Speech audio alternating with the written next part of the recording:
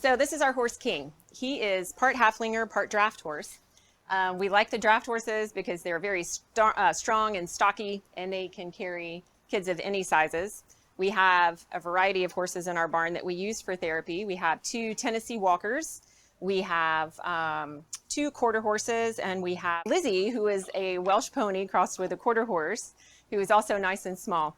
The way we choose our horses for the kids who come is it depends on the movement in the horse's walk. When we have kids who are really weak, we put them on a horse that has easier movement so that it doesn't frustrate the child to be on the horse.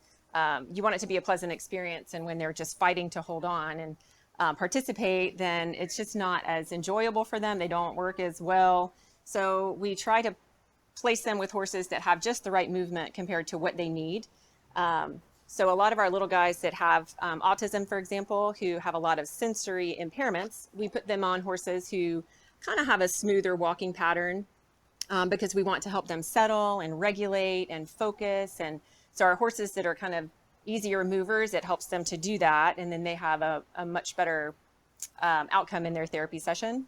Our kids who have Down syndrome, for example, who are lower tone and lax ligaments, they go on a horse more like King that has a little more bounce in their step, a little more movement, because we want them to kind of elevate. We want them to wake up. We want their joints and muscles to be activated. If we put them on a slower, easier moving horse, we might as well rock them to sleep and let them take a nap. It's just too smooth and too gentle and too cozy. So our biggest moving horse is Captain, our Tennessee walker.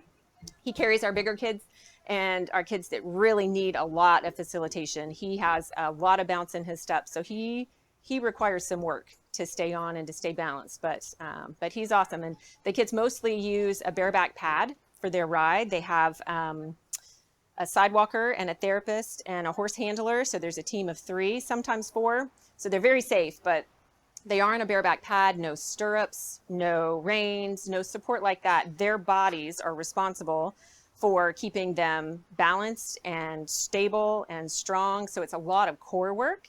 They don't typically realize it as being work. They just know they're on the horse and they think it's really fun, and we're doing activities and playing games, and all the while their bodies are working really hard to stay balanced and stable.